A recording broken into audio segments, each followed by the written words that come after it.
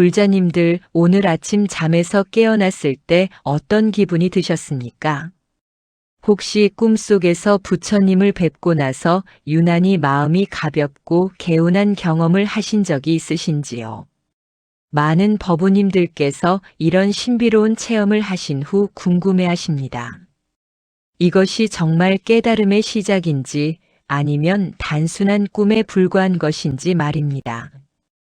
오늘 이 시간 부처님의 가르침과 선사들의 지혜를 통해 이 신비로운 경험의 참된 의미를 함께 살펴보고자 합니다. 먼저 한 가지 여쭙겠습니다.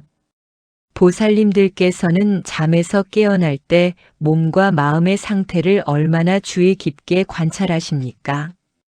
우리는 하루의 3분의 1을 잠으로 보냅니다. 그 시간 동안 우리의 의식은 어디로 가는 것일까요? 꿈이란 단순히 뇌의 활동일까요? 아니면 그 이상의 무엇일까요? 특히 부처님을 꿈에서 뵙는 경험은 많은 불자님들에게 큰 의미로 다가옵니다.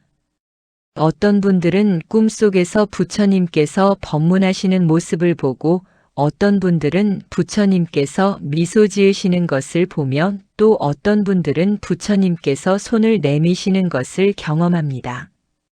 그리고 잠에서 깨어났을 때 설명할 수 없는 평안함과 기쁨 그리고 개운함을 느낍니다. 이런 경험 후에 우리는 자연스럽게 생각하게 됩니다. 혹시 이것이 부처님께서 나에게 주시는 어떤 신호는 아닐까? 나의 수행이 깊어지고 있다는 증거는 아닐까? 어쩌면 깨달음에 가까워지고 있다는 표시는 아닐까 하고 말입니다. 이런 궁금증은 매우 자연스럽고 아름다운 것입니다. 부처님의 가르침에 대한 갈망과 진리를 향한 열망이 있기에 이런 질문을 하게 되는 것이니까요. 그러나 동시에 우리는 조심스럽게 접근해야 합니다. 집착하지 않으면서도 그 의미를 올바르게 이해하는 것이 중요합니다. 금강경에서 부처님께서는 이렇게 말씀하셨습니다. 범소유 상계시여망, 약견제 상비상즉견열에 모든 상은 다 허망한 것이니 만약 모든 상이 상 아님을 보면 곧 열애를 보리라. 이 말씀은 우리의 꿈 경험을 이해하는 데 매우 중요한 열쇠를 제공합니다. 오늘 이 자리에서 저는 4가지 중요한 가르침을 보살님들과 나누고자 합니다. 첫째는 꿈과 깨어남의 본질에 대한 부처님의 가르침입니다. 둘째는 개운함이라는 느낌의 진정한 의미입니다. 셋째는 진짜 깨달음과 꿈의 경험을 구분하는 지혜입니다. 넷째는 이 모든 경험을 우리의 수행에 어떻게 활용할 것인가입니다. 이 4가지를 통해 법우님들께서 자신의 경험을 올바르게 이해하고 더 깊은 수행의 길로 나아가실 수 있기를 발언합니다. 자, 그럼 이제 첫 번째 가르침부터 함께 살펴보겠습니다. 첫 번째로 꿈과 깨어남의 본질에 대해 깊이 들여다보겠습니다. 불자님들께서는 잠에서 깨어날 때와 꿈을 꿀 때의 차이를 명확히 알고 계십니까? 우리는 꿈을 꾸는 동안에는 그것이 꿈인 줄 모릅니다. 꿈속에서 우리는 그 모든 것이 실제한다고 믿습니다. 기쁨도 슬픔도 두려움도 모두 진짜라고 느낍니다. 그러다가 잠에서 깨어나면 비로소 알게 됩니다. 아, 그것은 꿈이었구나 하고 말입니다. 부처님께서는 화엄경에서 이와 관련된 심오한 말씀을 하셨습니다.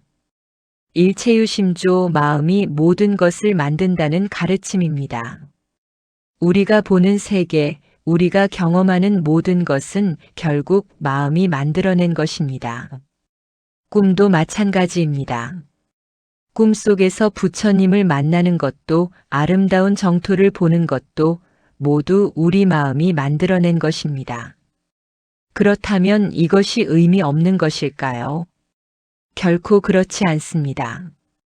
오히려 이것은 우리 마음의 힘과 가능성을 보여주는 증거입니다. 부처님 당시 한 제자가 있었습니다. 그는 수행 중에 자주 꿈속에서 부처님을 뵙고 법문을 듣곤 했습니다. 그러던 어느 날 그는 부처님께 여쭈었습니다. 세존이시여, 제가 꿈속에서 부처님을 뵙고 듣는 법문이 진짜 부처님의 가르침입니까? 부처님께서는 미소를 지으시며 이렇게 대답하셨습니다. 꿈속의 부처도 부처요, 깨어있을 때의 부처도 부처니라. 그러나 진정으로 깨어있다면 꿈속의 부처와 깨어있을 때의 부처가 둘이 아님을 알리라. 이 말씀은 매우 중요합니다. 부처님께서는 꿈을 부정하지 않으셨습니다. 오히려 꿈도 우리의 수행과 깨달음의 과정에서 의미 있는 부분이 될 수 있음을 말씀하신 것입니다. 중요한 것은 집착하지 않는 것입니다. 선종의 위대한 스승이신 조주선사께서는 이런 말씀을 하셨습니다. 평상심시도 평범한 일상의 마음이 곧 도라는 것입니다. 이 말씀의 깊은 뜻은 무엇일까요? 특별한 경험이나 신비로운 체험만이 깨달음이 아니라는 것입니다. 꿈속에서 부처님을 뵙는 것도 좋지만 깨어있을 때 매 순간 부처님의 가르침을 실천하는 것이 더 중요합니다. 아침에 일어나서 세수할 때, 밥을 먹을 때, 걸을 때, 이 모든 순간에 깨어있는 것이 진정한 수행입니다. 그렇다면 왜 우리는 부처님 꿈을 꾸는 것일까요? 이것은 우리의 업식과 관련이 있습니다. 유식학에서는 우리의 마음을 8가지 식으로 구분합니다. 그중 아뢰야식은 우리의 모든 경험과 업이 저장되는 곳입니다.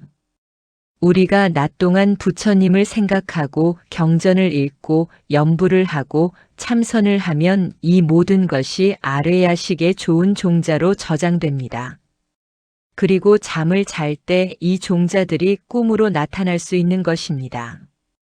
따라서 부처님 꿈을 꾸는 것은 좋은 신호입니다. 그것은 보살님께서 평소에 부처님과 법에 대한 생각을 많이 하고 계시다는 증거입니다. 마음속에 부처님에 대한 신심과 간절함이 있기에 꿈으로 나타나는 것입니다. 실제로 많은 고승대덕들께서도 중요한 깨달음 전에 의미 있는 꿈을 경험하셨습니다. 원효대사께서는 해골물을 마시는 꿈을 통해 일체유심조의 진리를 깨우치셨습니다. 비록 깨어있을 때의 경험이었지만 그것은 마치 꿈처럼 순간적인 깨달음이었습니다. 의상대사께서도 중국으로 유학을 떠나기 전 꿈에서 계시를 받으셨다는 기록이 있습니다. 하지만 이분들께서 위대한 것은 꿈을 꾸어서가 아닙니다. 꿈을 통해 얻은 통찰을 일상의 수행과 실천으로 승화시키셨기 때문입니다. 이것이 핵심입니다. 꿈은 시작일 뿐 진정한 수행은 깨어있을 때 이루어집니다. 보살님들께서 잠에서 깨어나 개운함을 느끼셨다면 그것은 축복입니다. 하지만 거기서 멈추지 마십시오. 그 개운함을 하루 종일 유지하려고 노력하십시오. 화를 내려고 할 때 잠시 멈추고 호흡을 관찰하십시오. 욕심이 일어날 때 그것을 알아차리십시오. 이것이 진정한 깨어있음입니다. 대해선사께서는 이렇게 말씀하셨습니다. 의심을 품고 참구하라. 꿈을 꾸든 깨어있든 행주자와 어묵동정 간에 항상 화두를 들라. 이것이 선의 가르침입니다. 부처님을 꿈에서 만나는 것도 좋지만 매 순간 내가 누구인가를 물으며 살아가는 것이 더욱 중요합니다. 그렇다면 우리는 어떻게 실천해야 할까요? 아침에 일어나자마자 삼귀의를 하십시오. 부처님께 귀의하고 법에 귀의하고 승가에 귀의하는 마음으로 하루를 시작하십시오. 그리고 잠자리에 들기 전에는 오늘 하루를 돌아보는 시간을 가지십시오. 부처님의 가르침대로 살았는지, 어디서 실수했는지 반성하십시오. 이렇게 하면 꿈속에서든 깨어있을 때든 항상 부처님과 함께하는 삶을 살 수 있습니다. 또한 매일 잠들기 전 10분만이라도 좌선을 하십시오. 고요히 앉아 호흡을 관찰하고 하루의 번뇌를 내려놓으십시오. 이렇게 하면 잠도 깊어지고 꿈도 맑아집니다. 특별히 부처님을 관상하며 잠드는 수행법도 있습니다. 부처님의 자비로운 모습을 마음속에 그리며 잠이 들면 좋은 꿈을 꿀 확률이 높아집니다. 하지만 기억하십시오. 목적은 좋은 꿈을 꾸는 것이 아니라 깨어있는 것입니다. 꿈이든 생시든 항상 마음을 관찰하고 알아차리는 것이 진정한 수행입니다. 법우님들, 이것이 첫 번째 가르침입니다. 꿈은 허상이지만 무의미하지 않습니다. 그것은 우리 마음의 거울이며 수행의 한 과정입니다. 하지만 그것에 집착하지 말고 깨어있는 매 순간을 소중히 여기십시오. 두 번째로 개운함이라는 느낌의 진정한 의미에 대해 살펴보겠습니다. 불자님들께서는 잠에서 깨어났을 때 느끼는 개운함이 어디서 오는 것이라고 생각하십니까? 많은 분들이 이 개운함을 영적인 체험이나 깨달음의 신호로 받아들입니다. 과연 그럴까요? 먼저 우리 몸과 마음의 관계를 이해해야 합니다. 부처님께서는 오온, 즉 색수상행식의 5가지 요소로 우리 존재를 설명하셨습니다. 색은 우리의 물질적 몸이고 수상행식은 우리의 정신적 작용입니다. 이 둘은 서로 긴밀히 연결되어 있습니다. 몸이 편안하면 마음도 편안해지고 마음이 평화로우면 몸도 건강해집니다. 잠을 잘 때 우리 몸은 회복의 시간을 가집니다. 근육이 이완되고 세포가 재생되고 에너지가 충전됩니다. 동시에 우리 마음도 쉬고 있습니다. 낮 동안 쌓인 스트레스와 걱정이 잠시 내려놓아집니다. 특히 좋은 꿈을 꾸었을 때는 마음이 더욱 편안해집니다.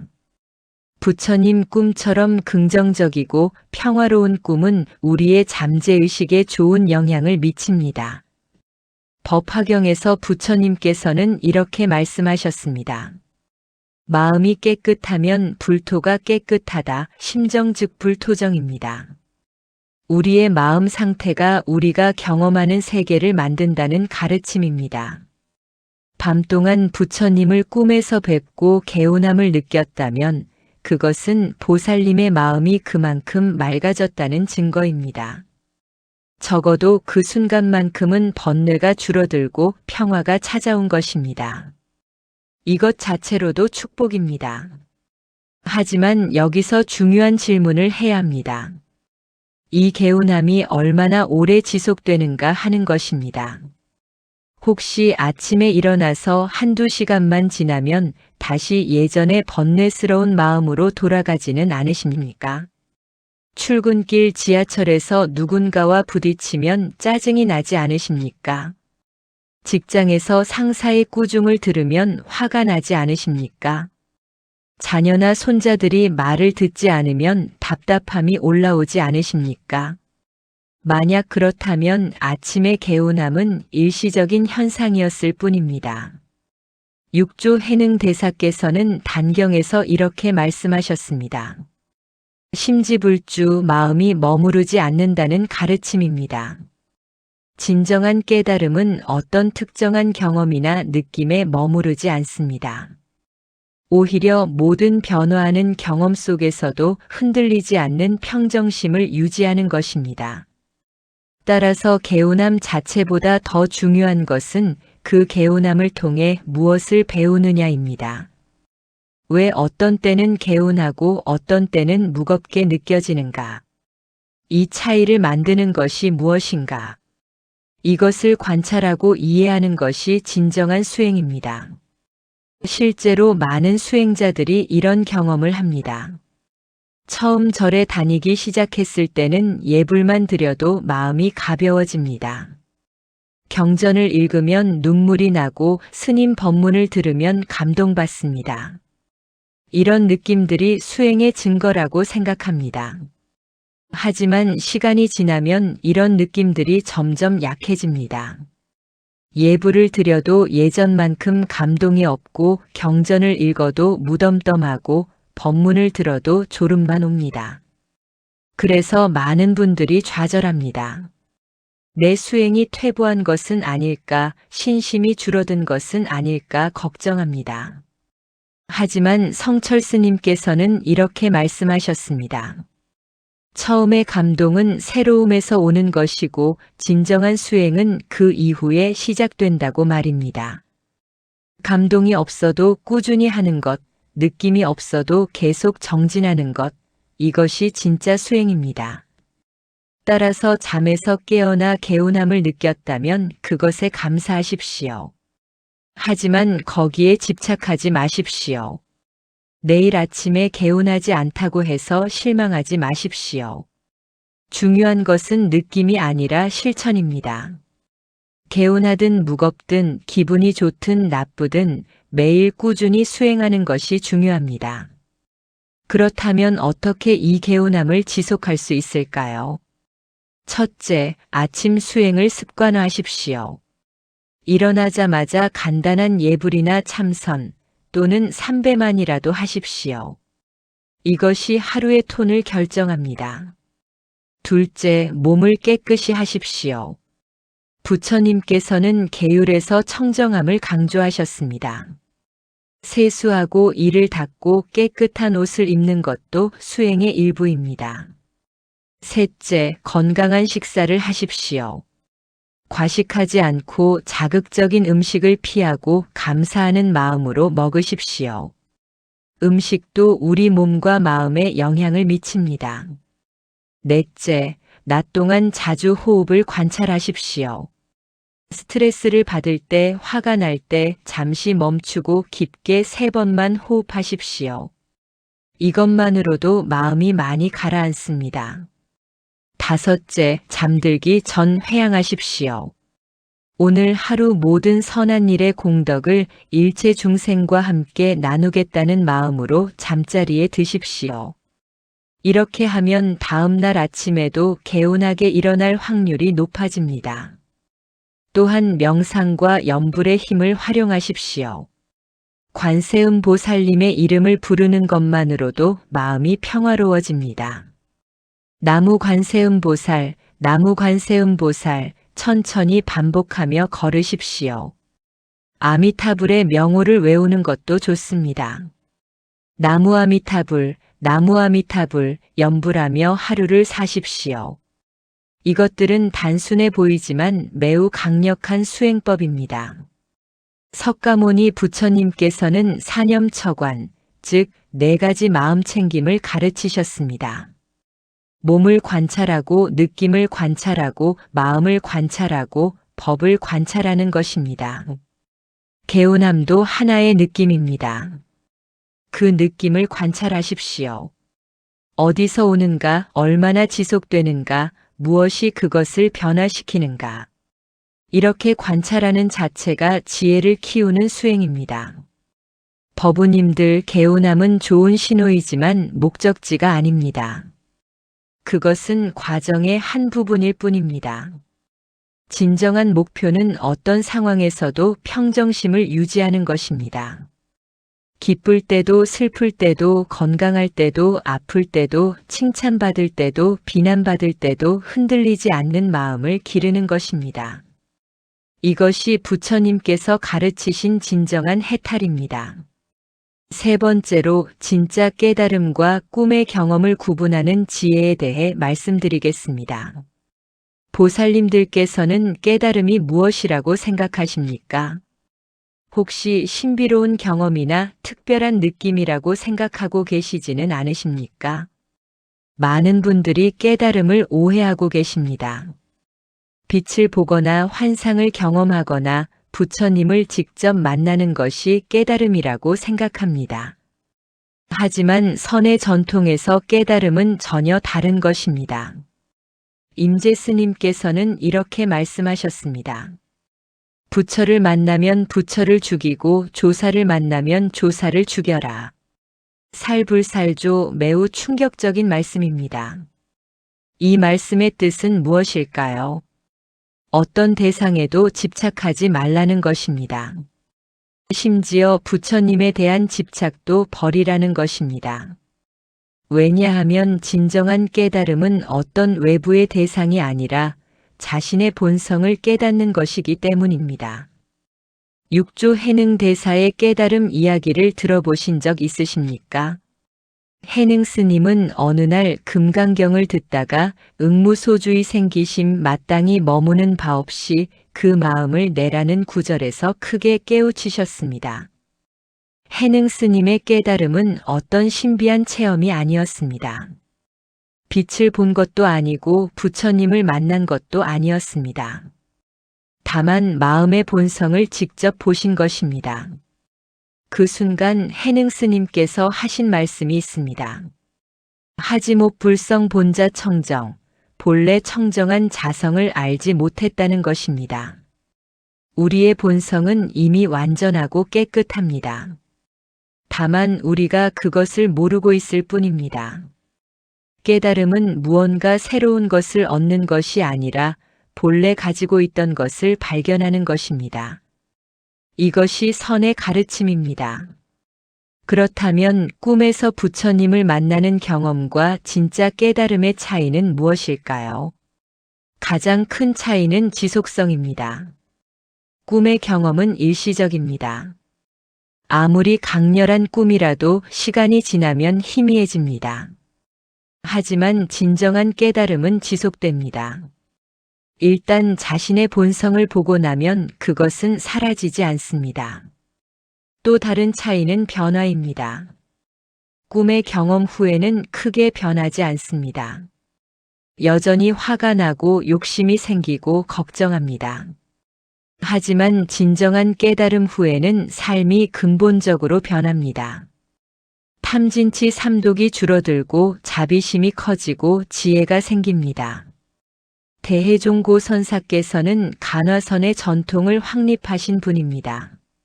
선사께서는 수행자들에게 항상 말씀하셨습니다. 화두를 들되 어떤 경계에도 흔들리지 말라고 하셨습니다.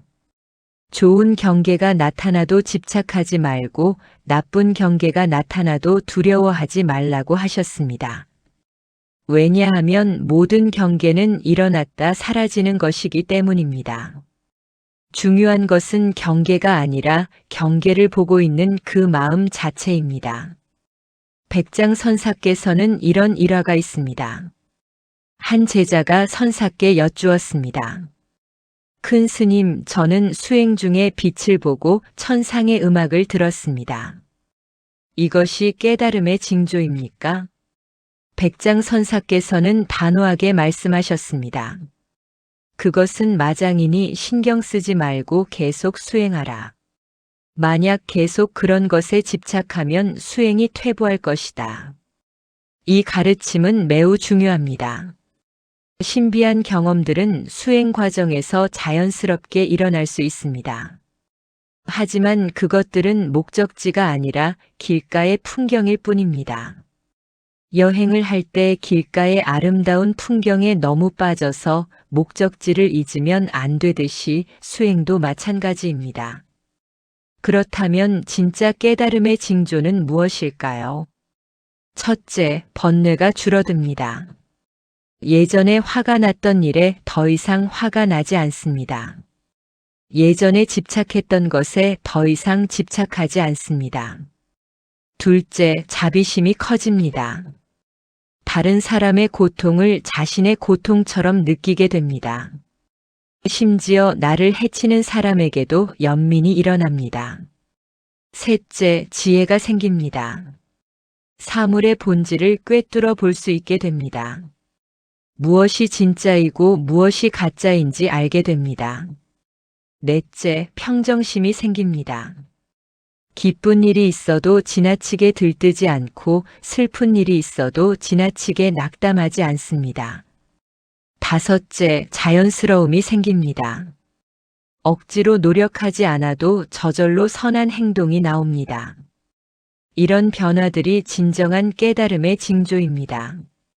부처님께서는 팔정도를 가르치셨습니다. 정견, 정사유, 정어, 정업, 정명, 정정진, 정념, 정정입니다.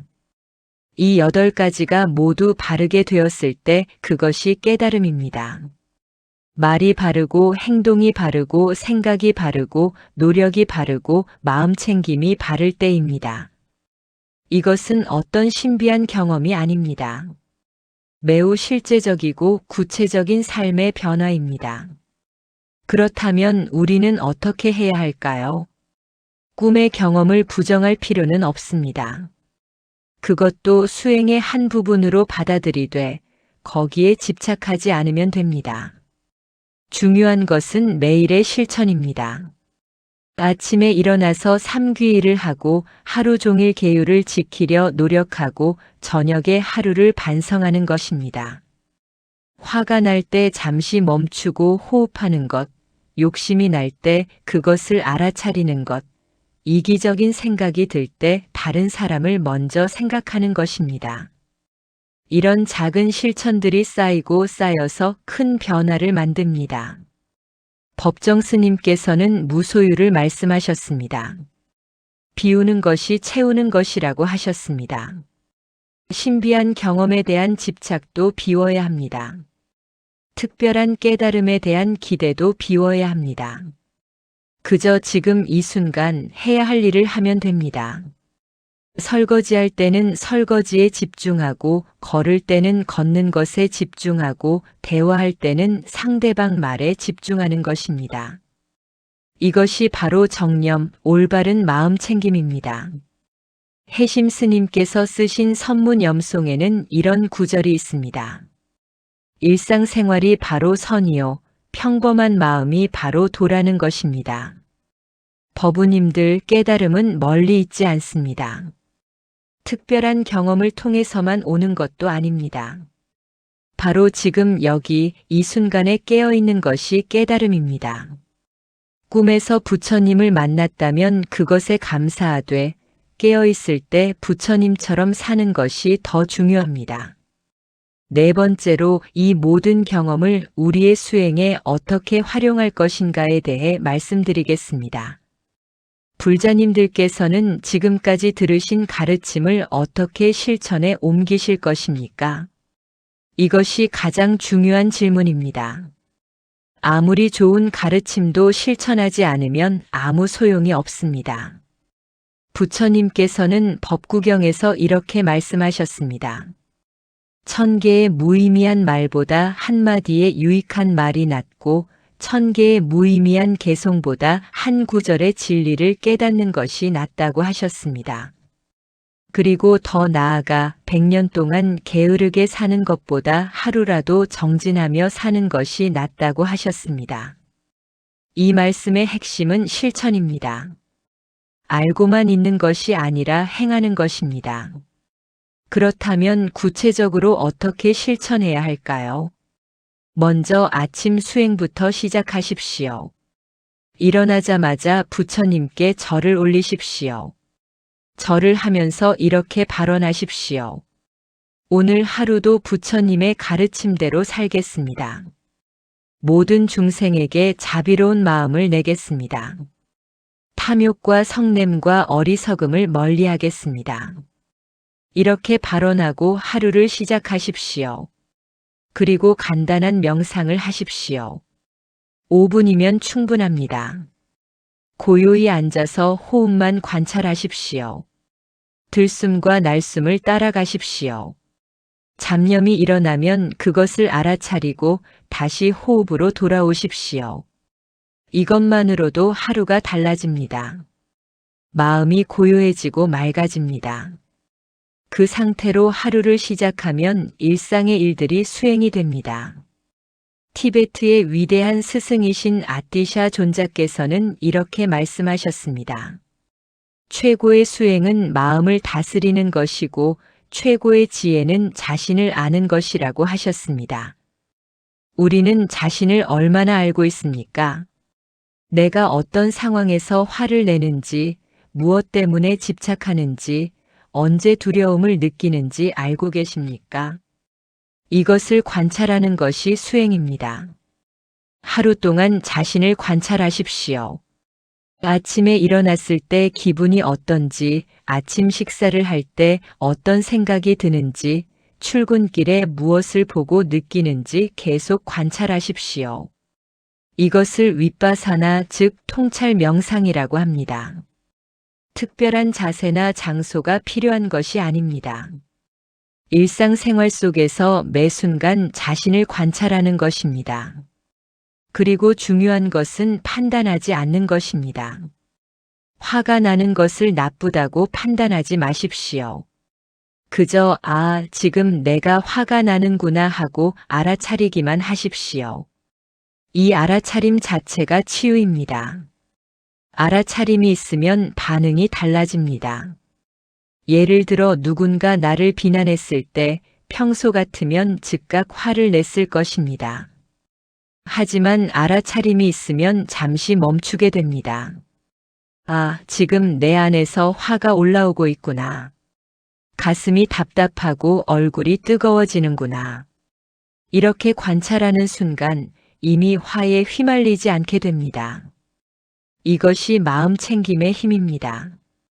원불교의 소태산 대종사께서는 처처불상, 사사불공이라는 말씀을 하셨습니다. 곳곳에서 부처를 뵙고 일마다 부처님께 공양 올리듯 한다는 뜻입니다. 이것은 어떤 의미일까요? 모든 사람을 부처님처럼 대하고 모든 일을 수행처럼 한다는 것입니다. 지하철에서 만나는 낯선 사람도 전생의 부모일 수 있습니다. 회사에서 함께 일하는 동료도 나의 선지식일 수 있습니다. 이런 마음으로 대하면 태도가 달라집니다. 더 친절해지고 더 인내심 있게 되고 더 이해심 있게 됩니다.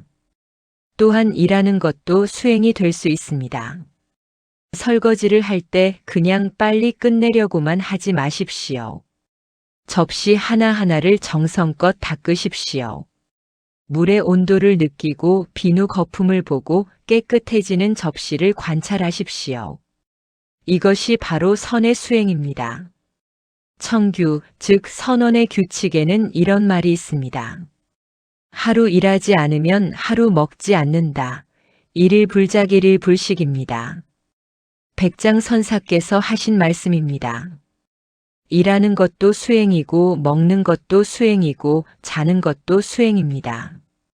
모든 것이 수행이 될 수 있습니다.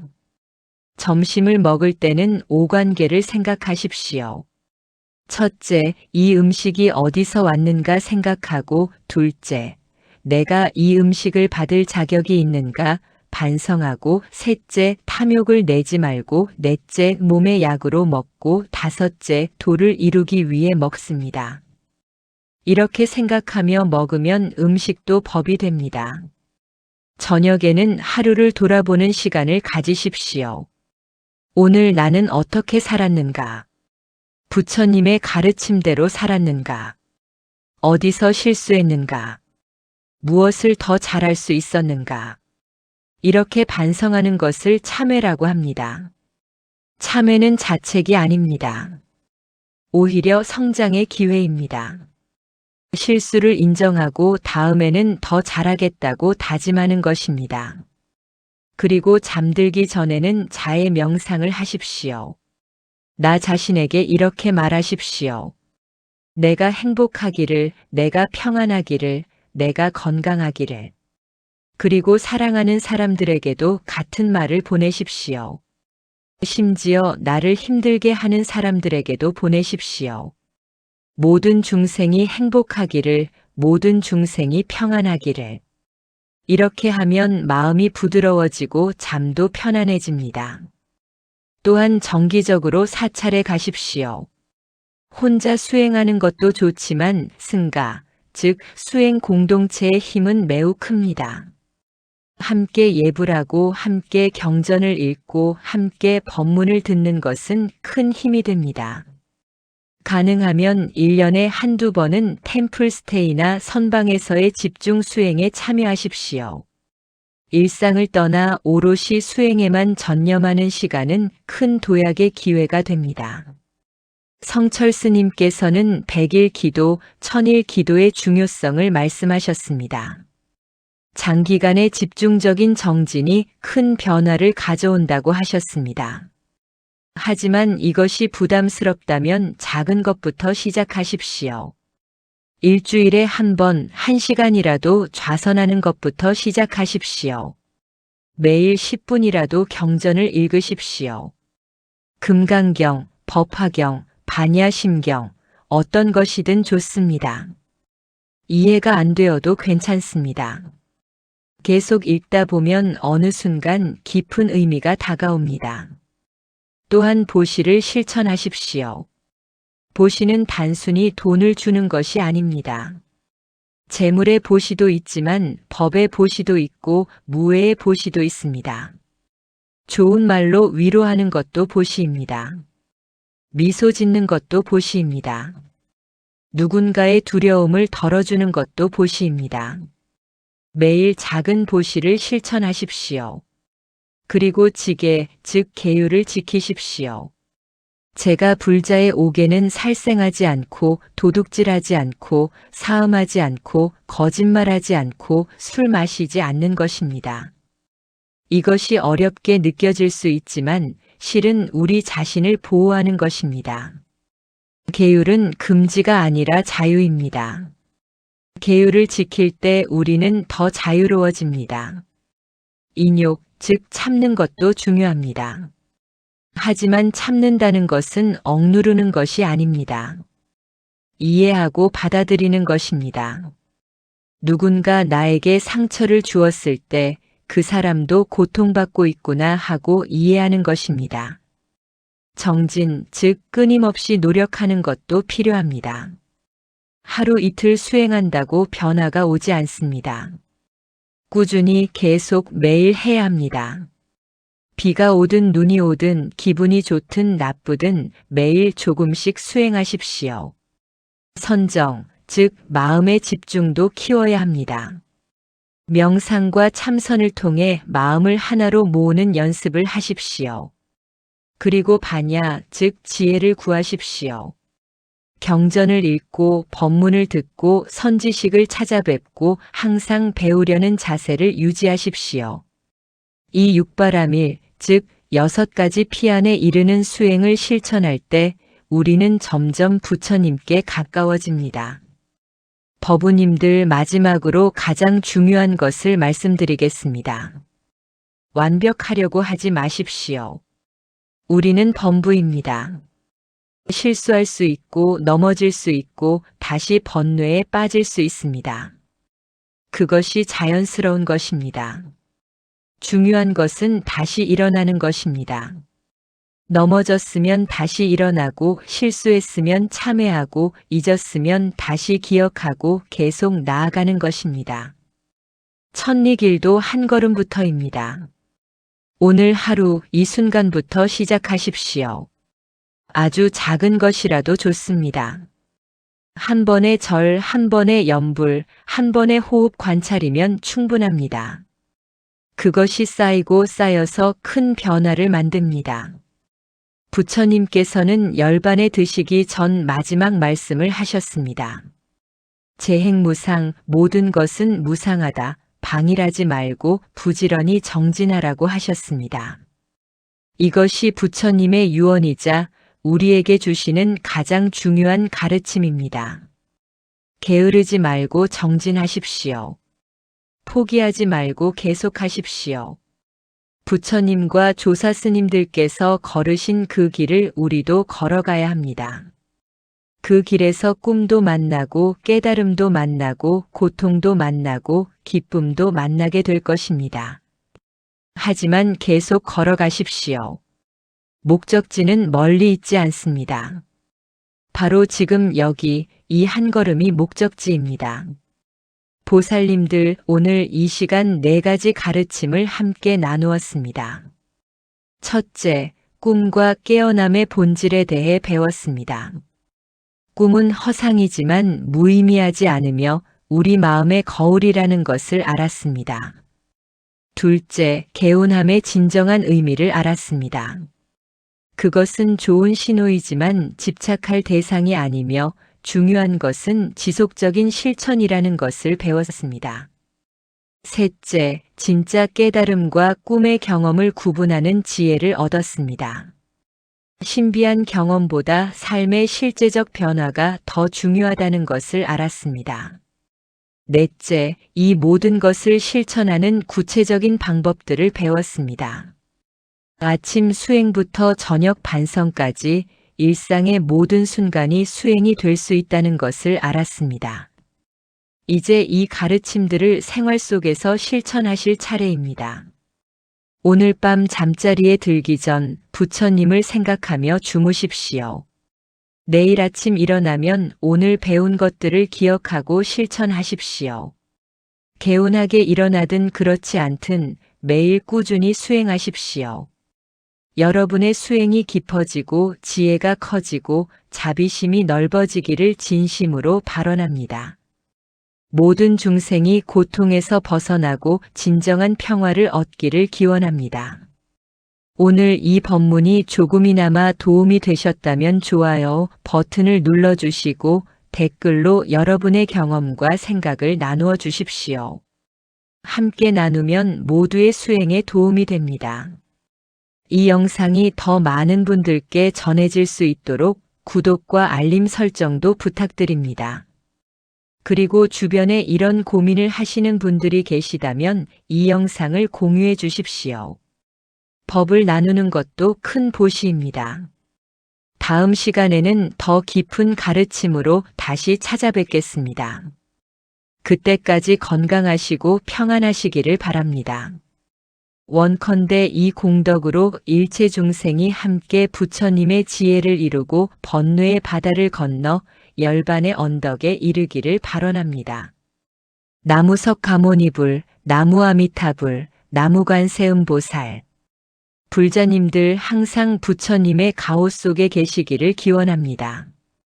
다음 시간까지 안녕히 계십시오.